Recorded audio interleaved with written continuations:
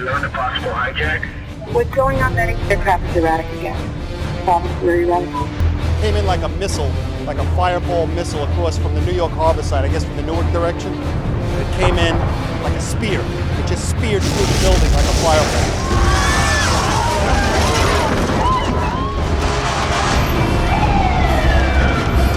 You know, you can see the cut of the incision into the. And then it was when I was heading down on 27, just about 27. I kept on looking at the numbers coming down the stairwell, 15, 14, counting, and then an extra one.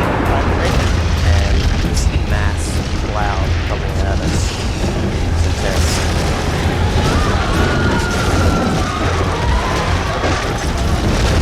At that point, we decided just to get out of it. People were just going crazy at that point, evacuating.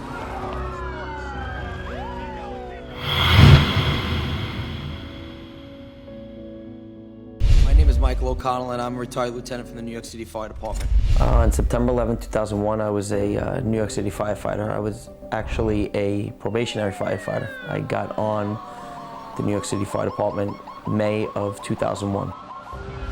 I was a social work administrator. I have a master's in social work. You know, when the first tower was hit, I was doing a large demolition job in Nanuet, New York, which is about a half hour, 45 minutes outside of New York City. One of the largest fatalities that I've known, you know, growing up, you know, following the fire department, was the Father's Day fire. We lost 3 firefighters on Father's Day while we were at the academy. That happened, never thinking that something else was going to transpire to the magnitude of 9/11. It wasn't until the second tower was hit that we knew something was wrong and that we were under attack. And from there we started packing heavy equipment, loading machines, and myself and the owner of the business the next morning were down there in the wee hours of the night of the 11th into the 12th. And My job site is near the World Trade Center. I'd have to go in because it was an emergency of some kind.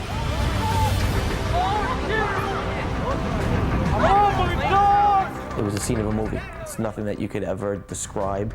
It was basically, you know, by the time we had gotten there, the towers had already collapsed. So we were out of the danger of the 2 towers coming down because we were on the West Side Highway when that had happened. To basically do several different things, whether it was, you know, search rescue, extinguish fire. One of our jobs was to follow the DEP around the site to get more water pressure to the engine companies that were putting water on the fire. We were in clear danger when Tower 7 came down. We were on that block and luckily got away. well, roughly 8,000 pounds of steel crushed my left foot. And I spent 11 weeks in the hospital with gangrene. I almost died. And I walked across the subway grate and I fell 20 feet into the subway. Crushed my foot and my ankle, and I broke my leg, and I broke my back in 2 places, and I did something to this. I didn't break it, but it still hurts to this day. The scene in itself was devastating because obviously it's just a pile of debris and steel and rubble, and the surroundings were horrible because you're seeing imminent death. You're seeing people that were trying to get away from the buildings to escape and either got hit by falling debris or people that had jumped out of the building.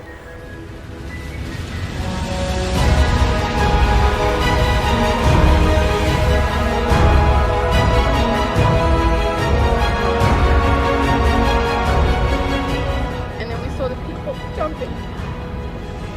We saw what we thought was debris and we realized it was people jumping. I take about 18 medications every day. I developed a rare autoimmune disease called sarcoidosis, and it was exactly December 1st of 2007. You know, when I help people through the Feel Good Foundation, they go, "You don't know what I went through?" Yes, I do. I know what it is to be rich, to be broke, to be poor, to be rich again, and then to give it all away. We wear something called a pass alarm. Most firefighters through the country probably have a similar sort of system. But if you stay motionless for a certain period of time, it will set off an eerie alarm. So if I can't communicate, or I can't tell you I'm stuck or I'm trapped or I'm unconscious, you could at least come find me with that pass alarm because it's such a loud, irritating noise. When we first got to the scene and got to the pile, that's all you heard. You just heard pass alarm after pass alarm after pass alarm. And it didn't stop. It didn't stop until their battery died. And we know what that is, and we're trained to know what that is, and we can't get to them. And that's...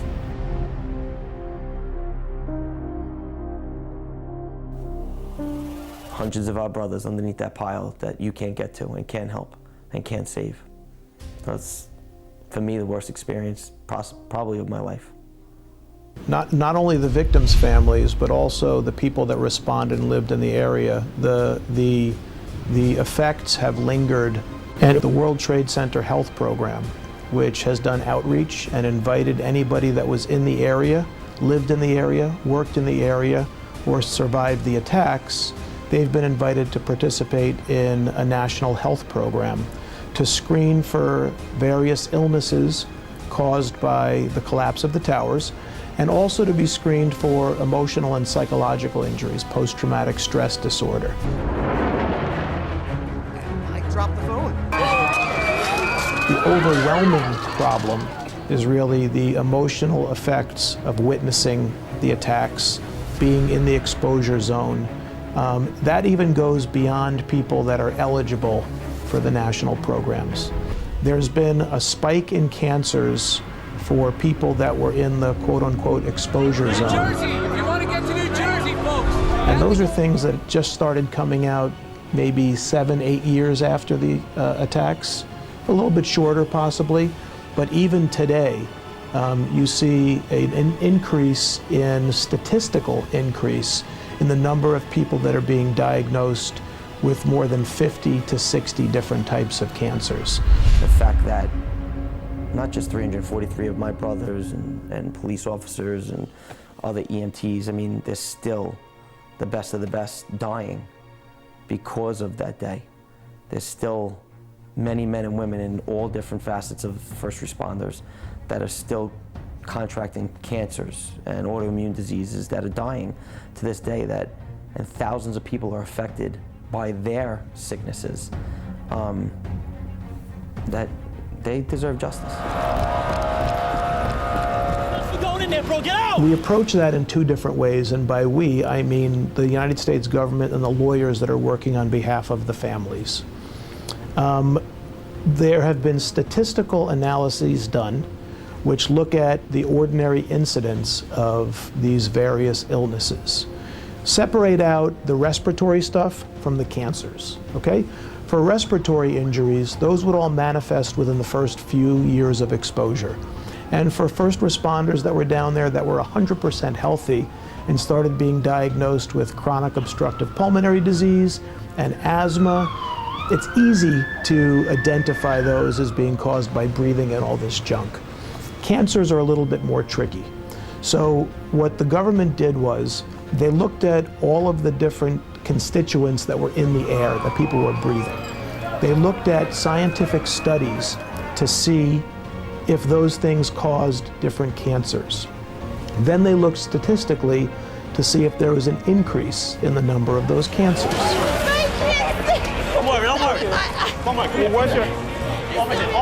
You know, I wanted an acknowledgement that the federal government of the United States lied to me on September 16, 2001 when they said the air was safe to breathe, but it wasn't. Shortly after 9/11, everybody was told that the air was safe, and that was by the federal government, and people believed it. And people went down there and ran down there and volunteered without masks and protection, and the air wasn't safe. People that were suffering initially were all police and fire and transit workers. Had 3,000 people down there. The Department of Sanitation had thousands of people down there during the immediate aftermath. And they're all civil servants. They're city and state workers. They have great insurance. So they didn't need the program. And that also kind of created the disconnect, because if you had a couple of programs, but most people weren't using it, it was difficult to put your finger on exactly what the health effects were.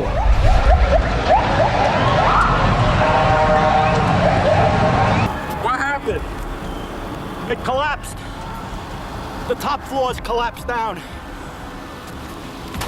I saw it blow and then ran like hell. Thank God. I'm 69, but I can still run. There were a bunch of different programs that popped up in the few years after 9/11. but it was basically a patchwork. There was stuff that was sponsored by the city of New York. There was stuff that was sponsored by the state of New York. There were some federal programs. The biggest problem was that they didn't talk to each other. And if you can't feel the pain of another human being suffering, then I question your humanity. I feel sorry for humanity. I mean, when push comes to shove, I don't care where you're from. I don't care what race you are, what religious background you come from. We're all human beings. The scope of the problem wasn't really known because you had a discrete group of people here, a discrete group of people here, a discrete group of people here, and nobody was comparing notes. Until really John Field, for example, started putting 2 and 2 together and began campaigning for a unified system. You know, when I die and it's in my will, it's going to say he tried on my tombstone. No name, no date of birth, no date of passing, and everybody's got to walk by there and guess who's buried there. He tried. I question a lot of people in D.C. or in my state capital in Albany. I question their own humanity. I question their patriotism. I mean, if we're gonna start labeling, using words like humanity, now let's talk about patriotism. Let's talk about loyalty.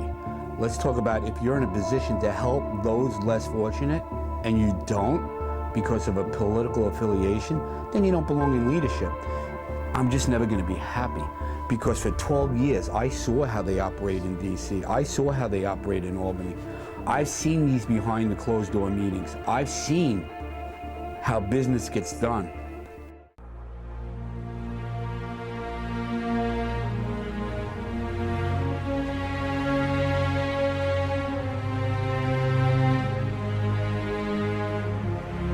All JASTA does is provide the jurisdiction to bring the claim. JASTA doesn't essentially award damages. It doesn't make Saudi Arabia liable or any country liable. But without JASTA, the plaintiffs, the victims, could not even bring a lawsuit. So in a sense, all JASTA does is open the door. It doesn't determine liability. So there's a lot more that the plaintiffs, the 9/11 victims, have to prove in order to hold Saudi Arabia liable. JASTA is Justice Against Sponsors of Terrorism Act, which means that any foreign country that sponsors a terrorist act on U.S. soil can be sued in the United States. It's not specific to this case. The advocates of it were certainly the 9/11 community, but it has much more far-reaching implications, which is one of the criticisms of it, that it could be used against the United States. The Saudi government has filed a motion to dismiss, and we have to respond to that, and the judge has to decide that. So that's yet to be seen. All 19 of the hijackers were in the U.S. on legal visas. 2 hijackers arrived from Florida, and later, others are seen casing the security they will easily pass through on September 11th. It's very hard to get a visa to enter the United States if your name even sounds like a terrorist. The statute does require that you prove certain things in order to get past this motion to dismiss. It's not just, oh, we heard this rumor and that rumor, and this guy knows this guy, and this guy put money in this guy's bank account. There's more that is required. President Bush traveled to Ohio with still no action taken on the report he had received from the CIA. Bin Laden determined to strike in U.S. The evidence that we have that we believe that Saudi is responsible. The 9/11 Commission report identifies that most of the funding from al-Qaeda came from Saudi Arabian sources. Also that most of al-Qaeda members were Saudi Arabian. As you know, 15 of the 19 terrorists were Saudi Arabian citizens. A lot of the funding for al-Qaeda, we believe, came from charities that were founded, funded, overseen by the Saudi Arabian government. So a large part of our case is looking at 2 things. One is the funding for al-Qaeda, where they got the money that they could train, recruit, do everything they had to do leading up to the attacks, and then very specific individuals connected to Saudi Arabia who were in touch with some of the terrorists. The case that we are bringing is a civil case. It is it is a case for damages and for justice for the victims rather than to punish the wrongdoer. A nation, Saudi Arabia, the United States, any nation, is responsible for the actions of its employees, its agents, if those agents are acting within the scope of their authority, if they're doing the job that they were hired to do. So, for example, if the Saudi agents that we've identified in our case, if the court concludes that they were not acting within the scope of their authority, they were acting outside this, they weren't doing the job that Saudi Arabia wanted them to do, or Saudi Arabia,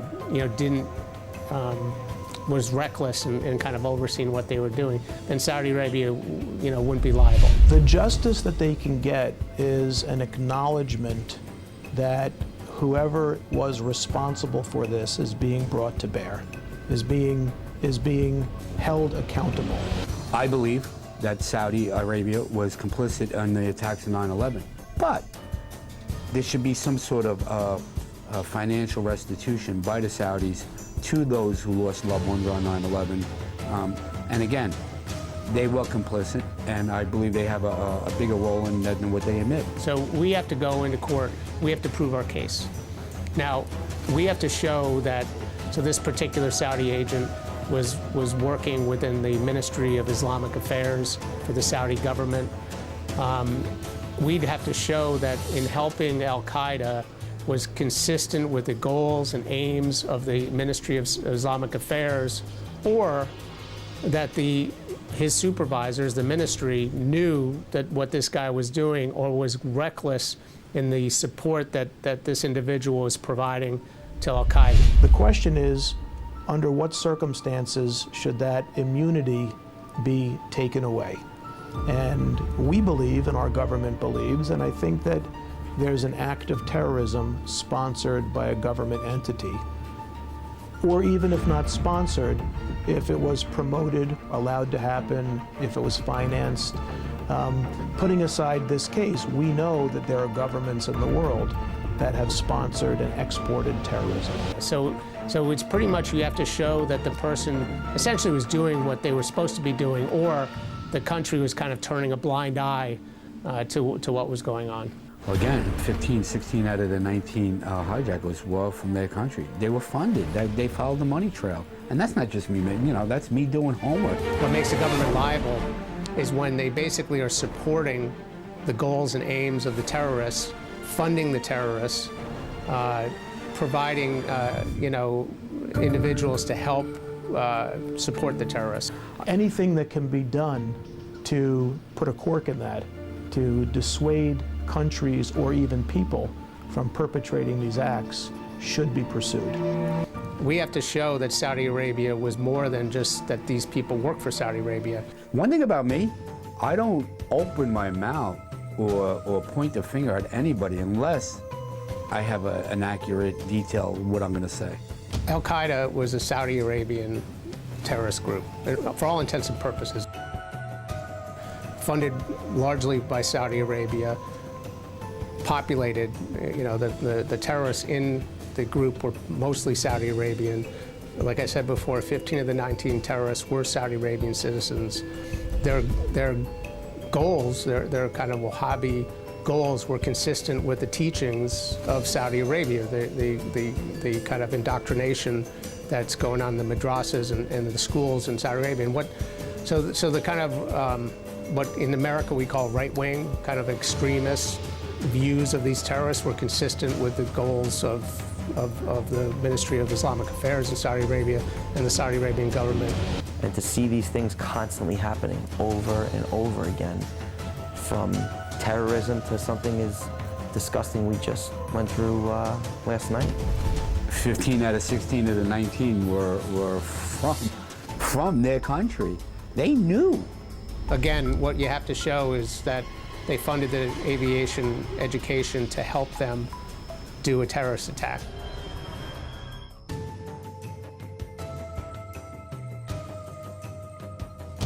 People don't stand a chance. And why? They're not doing anything wrong. They're enjoying life the way it's supposed to be, going home to their families. The way Children are raised there. They are taught to hate Americans, and we are the infidel. الآن هؤلاء الأطفال كلهم زرعت فيهم العقيدة الصحيحة. كفار. هو الجيل الذي سوف يحارب المرتدين والكفار الأمريكان وأعوانهم. In a way, when you use your religion to justify killing infidels, you're usurping God. That's very dangerous. سوف نغزوكم كما كنتم تغزوننا وسوف نسبي نساءكم كما سبيتم نساءنا. If you don't think like me, if you don't have my beliefs, you're an infidel. And then we have a right to kill you. Well, that is diametrically opposed to anything written in the Quran, in the Bible, whether it's the Jewish Bible or the Christian Bible. You watch enough news and you watch enough international news that this isn't the first time that terrorists from Saudi Arabia have done something around the world. It's a very dangerous government. You know, for a long time I was very angry and was just wishing we didn't have to buy oil from them, we didn't have to trade with them, and that's how I feel. That not only did Saudi nationals and government officials have a role in the attacks, but that the United States has worked to hide Saudi involvement. It took me 9 months to get one meeting at the cabinet level to talk about al-Qaeda. And that meeting occurred a week before 9/11. And what happened after the meeting? Nothing. You know, there were Saudi agents that were in touch with some of the terrorists in San Diego.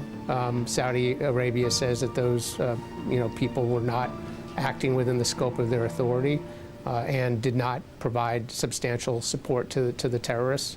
There's also the question of the funding of al-Qaeda. There were Saudi Arabians on those aircrafts, so they're directly related. Was it an order given by the Saudi Arabian government? So the court right now is going to look at the evidence that we have before even starting the case, at the beginning of the case, whether we have enough evidence to establish an exception to the immunity that all nations, including Saudi Arabia, enjoy. The financing of terrorism in the United States is not behavior we should tolerate from any nation, allies included. The first decision that the judge has to make is whether there's enough evidence that the case goes forward. Because there's a motion to dismiss the case. And if it's not dismissed, I think there's an expectation that it's never going to get so far as to have a jury say they did it.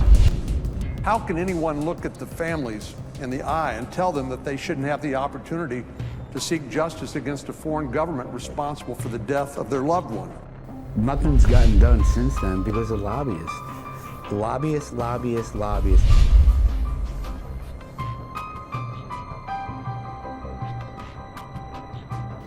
These are complex issues, and they're complex issues that we as lawyers probably have no right to stick our noses into with respect to the end game. The future and more opportunities, and that's why we are here today, to be sure that we've tackled all the opportunities and achieve it, and also get rid of all the threats facing our both countries and the whole world. You know, there's 22.5 lobbyists per member of Congress. 22.5 lobbyists per member of Congress. And listen, we live in a society now where you can just sue. But that lawsuit, if you read through it, allows other countries to sue the United States. I don't need to point fingers. I know what terrorists did on 9/11, but I also know what Congress did. Tonight, the battle has been joined.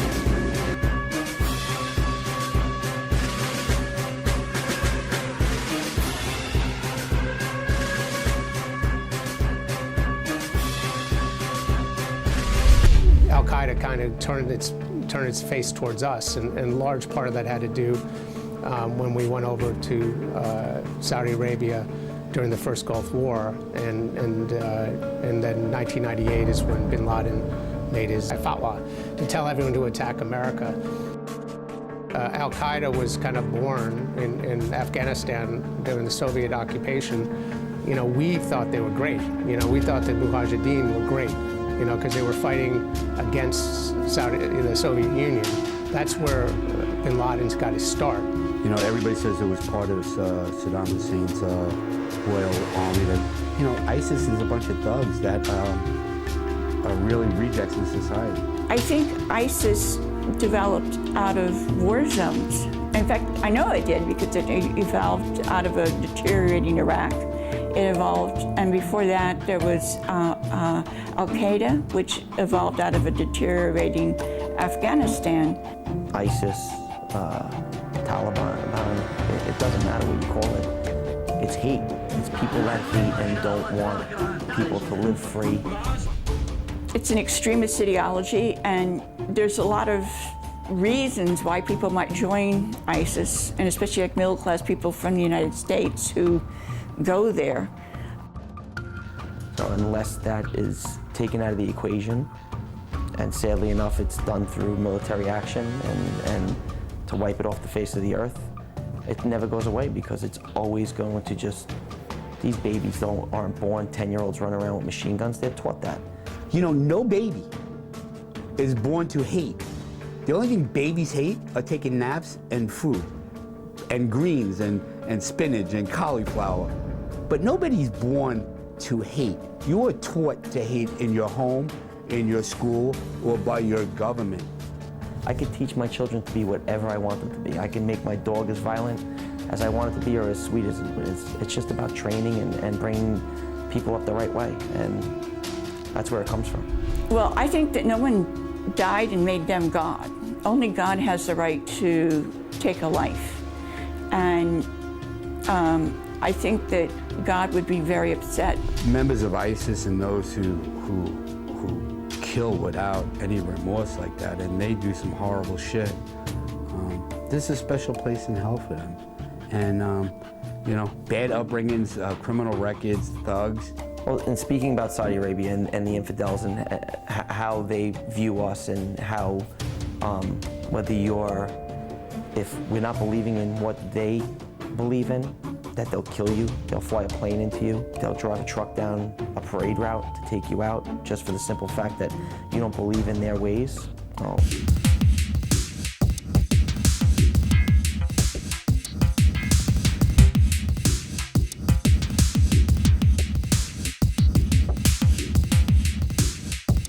Well, you know, we obviously have investigators, and we have we have findings. What the next stage of this case? If the court dismisses the case, then it goes up on appeal. If the court doesn't dismiss the case, and we survive, they'll still go up on appeal. But we survive the appeal, then we will be able to demand that Saudi Arabia provide witnesses. The JASTA statute is the only mechanism for a lawsuit against the Saudi government. Or not, yeah, they were from Saudi Arabia, and Saudi Arabia, you know, needs to look at that. If you look back at the prior administration, President Obama was vehemently against JASTA. Obama had argued the bill, known as Justice Against Sponsors of Terrorism, or JASTA, would undermine US-Saudi relations. He also warned of tit-for-tat lawsuits against US servicemen in places such as Afghanistan and Iraq. In gifts, they're getting bribes, they're getting told not to move this case forward. Eventually, those members of Congress no longer serve, and lobbyists got to hope that the next person in there takes what the last person took. Because of our country's relationship with Saudi Arabia. I don't think President Trump has done anything to indicate one way or another what he might do. There are many issues, domestic issues, that he has taken a position on that have not been great for New York. This seems to be the kind of issue that he would be interested in the publicity for. But he also has a lot of friends who are in the oil business.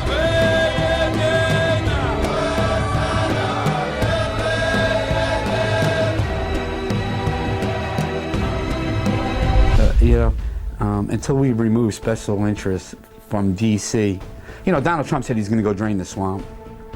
They just added a diving board. There's no draining the swamp. But, you know, I've spent 12 years of my life, a quarter of my life in D.C., and the smell that you have to wash off when you leave, you got to take 3 or 4 showers. What has to happen, I think, in the case, if we're going to win the case, is we get by these motions, we get to find out how deep Saudi involvement is. And we've been able to trace who gave the money, and those people owe me compensation, very much so, because it wasn't even spreading ideology, they actually funded it. So we have to, in order to really go through the train, we have to get discovery. That few men come into this country, get trained in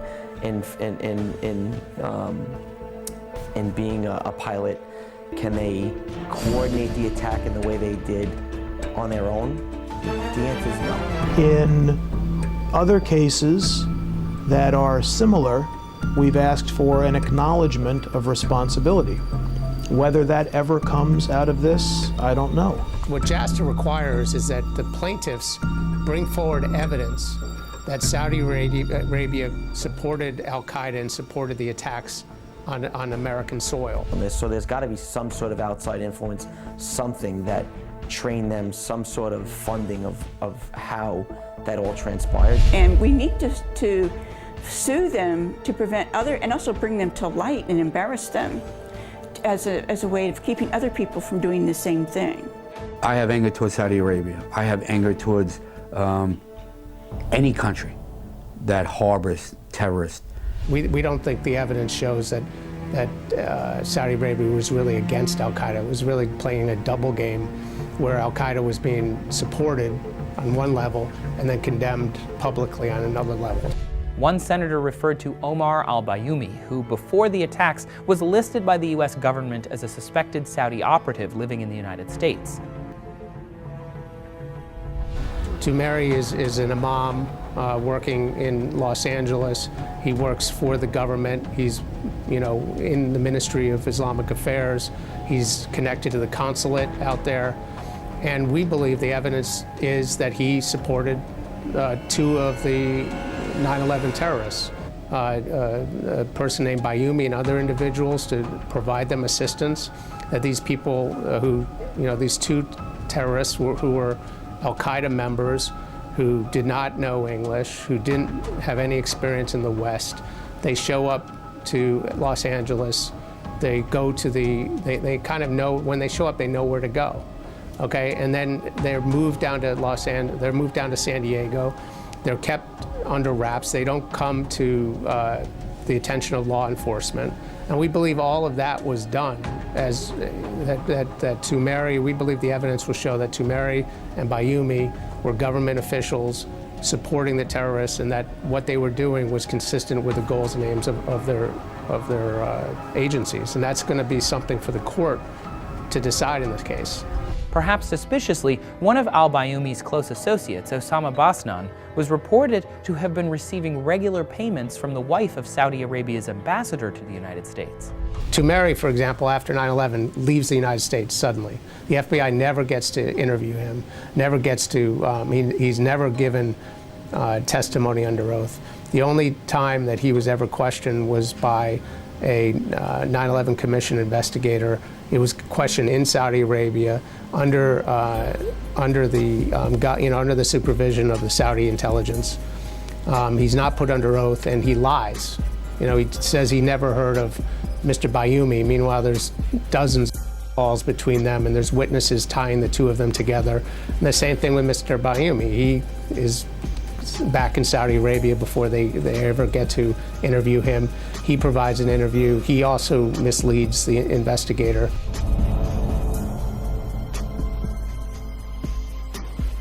Right now, what we're facing is a motion by Saudi Arabia saying they're immune, they cannot be sued, and we have to get past that before we really get to the proofs. JASTA is about getting justice for the people who lost loved ones and for the people who survived. The government really had a moral responsibility to provide monitoring, very important, and care for those who need it. But for me, it wasn't about the money. It was always about the health care. Well, money is all you can seek, and that's kind of the heart of what we've been talking about. The only thing that we can ask for is money. Compensating anybody through money is just, all right, here's money. I mean, you could never get back the cost of your health or a child or a father or aunt or uncle who's died. So there is no compensation. There isn't enough money in the world to give me my foot back. There isn't enough money in the world to bring Ray Pfeiffer back. The client always says, there's no amount of money that's going to compensate me, that's going to make this better, that's going to make this okay. And the answer that lawyers and judges always give is, that's all there is. The greatest compensation would be them leading their own country, them helping, taking out that ideology. They're set in this pattern of destructive thought, and we have to engage them. The other thing that's really difficult in the case is we are struggling with the U.S. government classifying anything that either could embarrass Saudi Arabia or anything that could lead to the discovery of some of the sources of the information. And it's an honor to be with the Crown Prince of Saudi Arabia, a friend of mine, a man who has really done things in the last 5 years in terms of opening up Saudi Arabia. And so a lot of the information our government has, we don't have it because it's been classified. Obviously, the information that Saudi Arabia has, we don't have because we haven't had a chance to conduct discovery yet. As you know, Saudi Arabia is a big purchaser of American products and especially of American military equipment. We make the best in the world by far. In the end, there are much bigger factors than all of us that have to be accounted for. And I think that if you look in terms of dollars, $3 billion, $533 million, $525 million, that's peanuts for you. Should have increased it. $880 million, $645 million, $6 billion, that's for frigates. if the case gets to a certain point, all of those factors will be accounted for. The victims will be accommodated, and life will go on. And we talked about terrorism and the funding of terrorism, and it will not be allowed. It will not be allowed. That would be the one thing that would end the relationship with any countries. Under U.S. law, any foreign country, a foreign sovereign, is immune from the lawsuit. So you can't sue France, you can't sue Saudi Arabia, you can't, unless there's an exception to that immunity. When you have a government actor, we have a constitution that provides sovereign immunity to both our nation and foreign nations. And we have a very good friendship. We have a very, very good friendship, like I have with Mohammed. I mean, we have a great relationship. We're really at the beginning of the fight. Our obligation is to serve, protect, and defend the citizens of the United States. We are also taking strong measures to protect our nation from radical Islamic terrorism.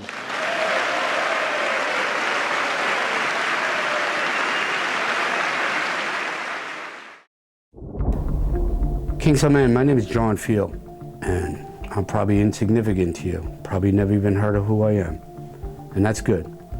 But I'm speaking to you as a human being, to another human being. Your country was complicit in the attacks on 9/11 in our great country. You hit us right where it hurts the most, the financial capital of the world. For what? What'd you achieve? Because now the way we live our lives, every country, we point fingers at each other. We're all full of hate. How do you go through life like that? But what happened after that? Because when the dust went away and the buildings were rebuilt, we forgot what we left behind. Human beings, people, with deadly illnesses. Many have died, many suffer now. There are people in jail for capital murder that have it better than 9/11 heroes. There are people in jails in your country that you torture that live a better life than cops and firefighters and construction workers and tradesmen and widows that suffer from 9/11. See, the terrorists took down some buildings and you stopped the capital the financial capital for a few days. But what you did is left a generation-long illness that's taken thousands of men and women from us. I ask you, I plead, and I implore you to accept responsibility and come to the table and settle this like a man. Thank you.